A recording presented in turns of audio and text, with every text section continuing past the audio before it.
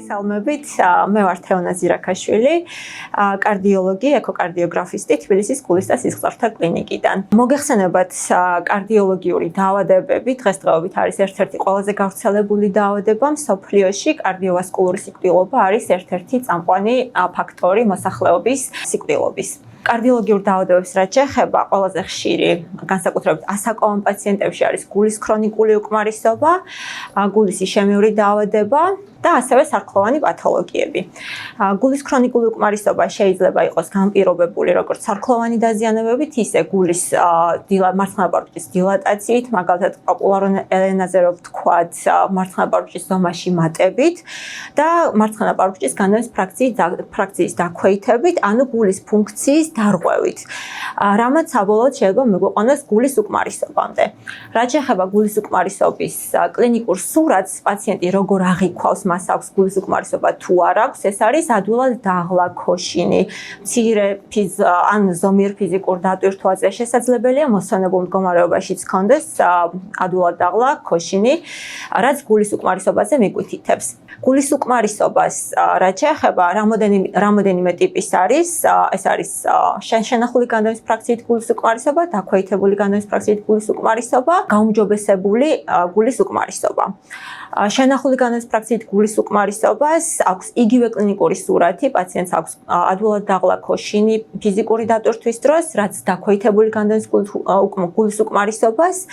აქედან გამომდინარე, კლინიკურად პაციენტი ერთნაირად აღიქვავს. პირველადი დიაგნოსტიკური საშუალება, რასაც ჩვენ ვიყენებთ კარდიოლოგიური პათოლოგიების დიაგნოსტირებისთვის, ეს არის ეკოკარდიოგრაფია, გამომდინარე იქიდან, რომ ეს არის მარტივი, სწრაფი, ხელმისაწვდომი გამოკვლევის მეთოდი. პაციენტს არ აქვს არანაირი დასხივების ქვეშ ყოფნის აუცილებლობა იმისთვის, რომ ეკოკარდიოგრაფია გადაიღოს და მისთვის არ არის ეს ინვაზიური გამოკვლევის მეთოდი. სწრაფია და მარტივი.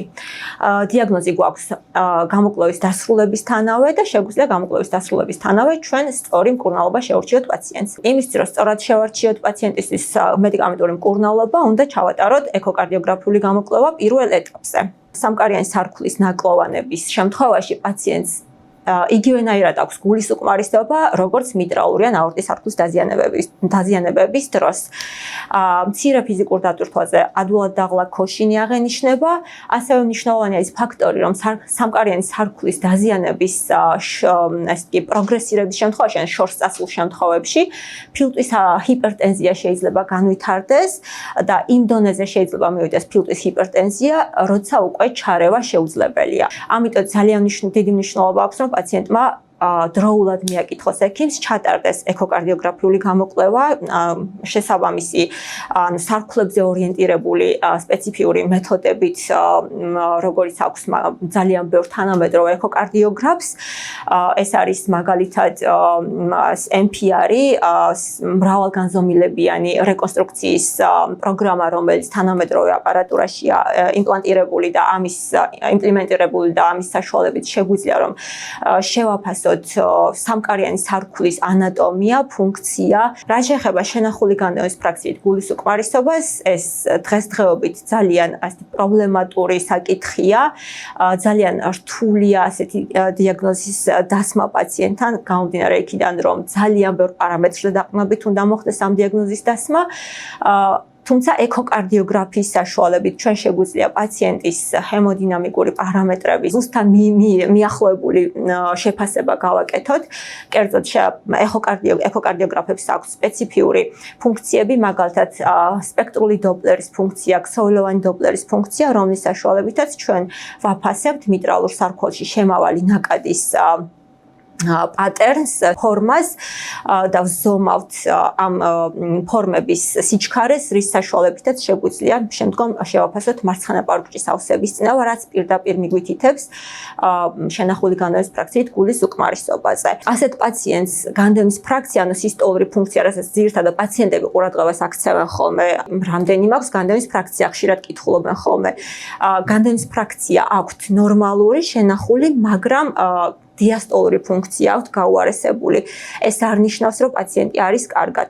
მათ იგივენაირად ესაჭიროებათ მკურნალობა, როგორც პაციენტებს დაქვეითებული განდევნის ფრაქციით. ჩვენს კლინიკაში გულის უკმარისობის მკურნალობის სხვადასხვა მიდგომები გვაქვს, კერძოდ სარქლოვანი პათოლოგიების მკურნალობა ტრანსკათეტერულად, მიტრალურ სარქოლზეც, სამკარიან სარქოლზეც, სტენტის იმპლანტაცია, რომლის საშუალებითაც გულის შემეურ დაავადებას მკურნალობ, ხო, მიტრალური და სამკარიანი, ასევე აორტის სარქლების მკურნალობა, გულის უკმარისობის მკურნალობა იგივე. ასევე აბლაციის ჩატარება შეგვიძლია, ასე რომ პირველ ეტაპზე სწორად დასმული დიაგნოზი მკურნალობა დაავადების საწყის ეტაპზე დროულად და სწორად დასმული დიაგნოზი არის მკურნალობის ერთი გარანტი იმის, რომ პაციენტმა თავი იგრძნოს კარგად და გაუმჯობესდეს ცხოვრების ხარისხი. სამწუხაროდ გულის უკმარისობა არის ქრონიკული პროგრესირებადი მართვადი დაავადება, არ არის გამკურნებადი დაავადება სამწუხაროდ, მაგრამ ვცდილობთ, რომ პაციენტებს მაქსიმალურად დავეხმაროთ, თუ რა თქმა უნდა დროულად მოგმართავენ და ჩაუტარდებათ შესაბამისი დიაგნოსტიკური საშუალებებით გამოკვლევა.